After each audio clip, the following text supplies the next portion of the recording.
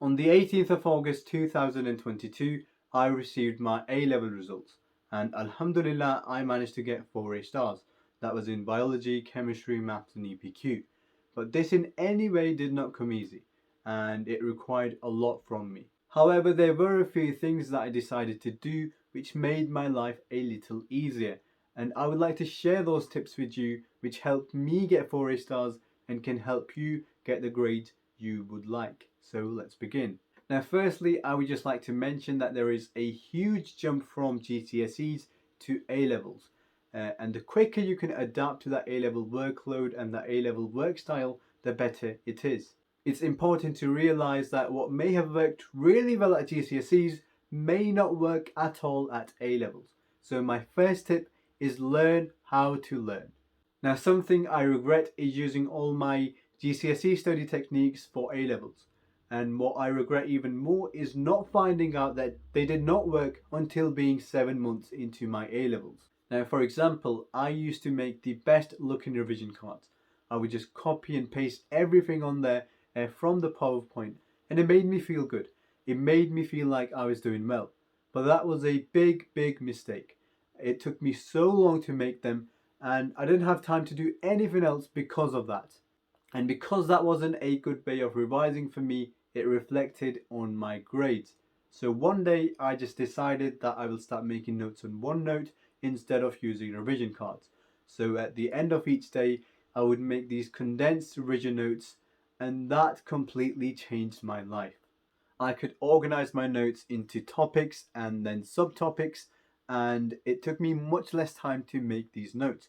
If I did make revision cards, it would be for really important things or things I was struggling with, not just everything. Again, saving up so much time. Also, I would just like to point out that what may work really well for one subject may not work for the other.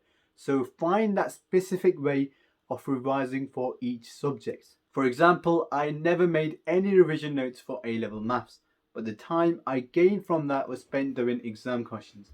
And exam questions may become boring and repetitive, but honestly, they are very beneficial.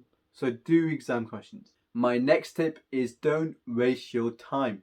What I really mean is be smart with your time. You will have your study periods or your frees at college, and that is the best time to study or revise. If once in a week you decide to chill with your friends and not work in your frees, then that's fine and that's good.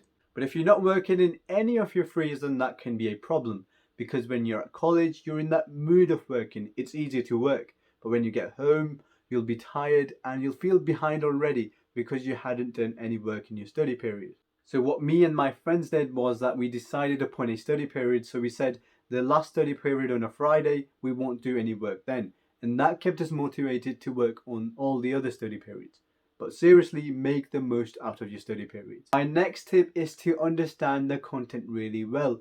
I can't stress how important it is to know what's going on in lessons. At GCSEs, you might have just been able to force memorize everything, and that might have actually worked.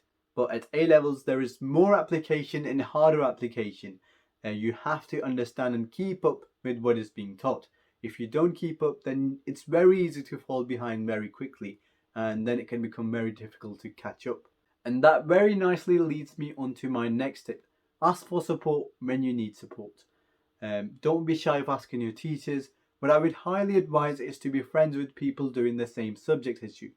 Ask for help when you need help and help them when they need help. In your free, go through what you've just learnt in lesson to solidify it. Teach your friend or let your friend teach you.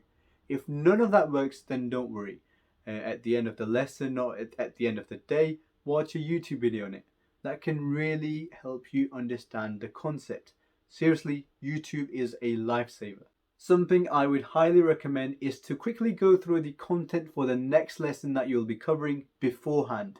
You could ask your teachers for the PowerPoint or just watch a quick YouTube video on it. This shouldn't take more than 20 minutes, but it just means when you walk into the lesson, nothing will be brand new to you. You will just have a head start and you'll be able to understand and retain more information, and you'll just feel more engaged overall. Trust me, this works really well. Okay, now on to resources. For nearly all subjects, you'll be able to buy a textbook for your specific exam board, and that will pretty much have everything you need all the content you need for that subject. Personally, I'm just not a fan of textbooks and I like using online resources. You just never run out of them. For A levels, first make sure that you have a good understanding of the concept and the method for whatever you're studying, and then do lots of exam questions on it, and then actually mark them using the official mark scheme. See where you went wrong, and perhaps do that question again after some time and see if you've improved. If you haven't, go again. Also, I would just like to mention that take your topic tests seriously. They're a very good measure to find out about your strengths and your weaknesses, and so study for them like your actual exams. Also, don't start using past papers early on. They're a very good limited resource and that will be very useful closer to your A levels, so don't waste them.